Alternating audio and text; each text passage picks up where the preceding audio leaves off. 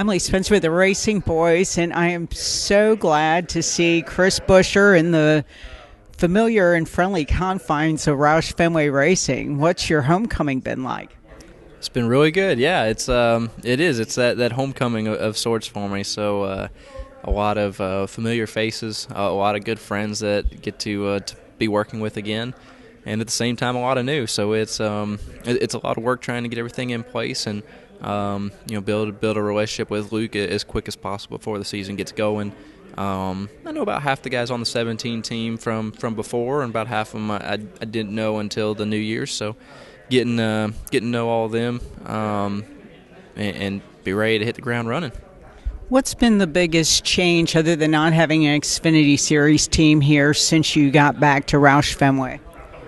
For me, the biggest thing that I've seen pretty much immediately walking in is just a culture change. Trying to really build a very positive overlook of the entire company. Trying to take two teams and make them work together and not pit them against each other. And I don't know that anyone was ever pitted against each other, but the idea is to have that high tide raise all ships, and I think that's what is trying to be built around here, is make sure that the two teams work together until it's 5 to go and you're racing for first and second, and you go have a good time and race aggressively for that win. But you try and build the whole place up, and it will help everyone. And so that's been really neat to see. A good attitude throughout the shop.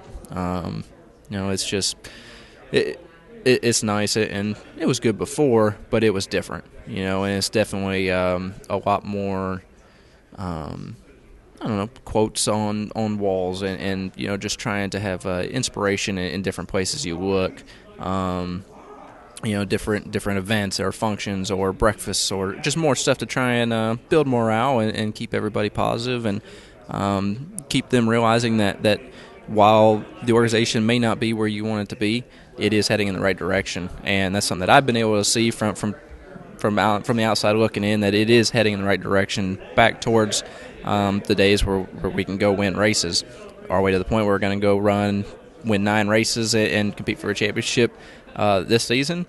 That might be a little tough, but do we expect to go be able to be in contention to win a race somewhere along the way? Do we expect to make the playoffs? Yes, we do. I mean, that's the goal, and I think we have pieces in place that'll enable us to go do that and make the playoffs and hopefully be able to go get a win. It sounds like the Ryan Newman pep talk must have gotten to you about the chain and everybody pulling in the same direction. But, from a team dynamic standpoint, you've gone from being the veteran guy to once again being, the guy that has somebody to mentor you if that's something you need. I mean, this is not your first rodeo. You've been here now for several years in the Cup Series. What does Ryan Newman bring to this organization that you can learn from or pull from if you need to? I'd say you always need mentoring. It's always something that, as a rookie at an organization, you take all you can from the veteran. Last year as the veteran, so to speak, with Ryan Priest being the rookie, I learned from him just the same. I think there's something to be said about learn from teammates and your groups and build on that. And so when you look at Ryan Newman's history in our sport, had a tremendous amount of success, a different background than a lot of drivers when it comes to just an education. I think that's something that you can really lean on and really learn how he will dissect a race car and try and find what he's looking for. Learned some of that just from the RCR JTG Alliance back in the day. So I think that's something that will benefit me quite a bit. It'll benefit the whole organization because it is a maybe almost go back to like a Matt Kenseth approach where he will pick it apart, and I think someone like that is who you really need to get something turned around heading in the right direction. And so the more I can learn from that and try and be like that just helps make me able to improve an organization going forward as well. So it is neat to have him over here. I think his pep talk this morning I didn't expect from him. But when he's talking to a shop like that, I think it's refreshing to hear because it is obvious that he gets it, and what I've been had in my mind as the goals and how the teams need to work together. He's on that same train of thought. So that's perfect, right? That's the way you need everybody working towards that common goal, and it sounds like we are doing that. What have you picked up from your new crew chief so far, Chris Lambert? Not Chris Lambert, Luke Lambert. I'll be all right. We'll just combine them together. I'll be Chris Lambert. He can be Luke Buescher, and we'll just work it all around. But there is a Chris Lambert in the sport, but yeah, no, it gets confusing. Only one Buescher though, so that one shouldn't be too hard to make. Now there is. There used to be two, but yeah, that's true. There was a little bit tough for a while. Maybe difficult again. You never know. So, I think as I sat down with Luke and gone to lunch or just sat around the shop, talked with the guys, it's trying to take from his experiences. He's been in a couple different organizations. He's had success with Ryan. Trying to figure out how different people approach things, how they take priorities and what they're looking for in setting up or geometry ahead of time. How they try and use tools to gain speed and not look at tools as crutches or anything like that. I guess it's different for different crew chiefs. I've seen that a lot through the half a dozen or so that I've had through the years, and as we sit down, I think he really takes an approach that he really works on little stuff to make sure that it can complement the big stuff. And as we get the season going, we'll really love to see that play out and be able to see us have success from some of the attention to fine detail. For a guy that grew up on short tracks, how excited are you that NASCAR's gone back to a package that you're probably a little more familiar with and should promote better short track racing than what we saw in 2019? Yeah, so everyone has a background in short tracks, right? That's how we get started. None of the race cars you grew up racing have a crazy amount of downforce. I guess you get into I didn't do any late model racing, but some of those are pretty stout on the rear blade and stuff like that, and pretty lightweight. But our cars are heavy stock cars. They're meant to be hard to drive, and with that, I think that we've taken a stance that we're really going to take the fans' feedback and try and apply it and put a lot of energy into making better racing. And I think it's worked on a couple of things.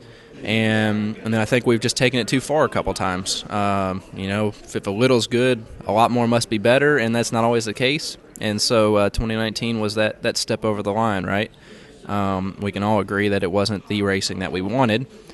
We made the best with what we had for the season, but I think it was acknowledged that it needed to be changed for short tracks this season. And so going back on a much lower downforce package should definitely put a little bit more back in the hands of the drivers and the teams and the setups, and a little less on just pure aero dependency. Make it a little bit easier for a tailing car to be able to stay up without all of the aero deficiencies it has after a car punches that big a hole. There's a lot of things that go into it. And I think it is the right direction. It's and I just told someone else the same thing with Bristol's my favorite track. The PJ1 came into effect a couple years ago on the bottom lane. I liked it. It was 3 or 4 foot wide. It grabbed just the left sides. Same thing. Little is good. A lot must be better. It was horrible. Don't ever let them spray a full groove again.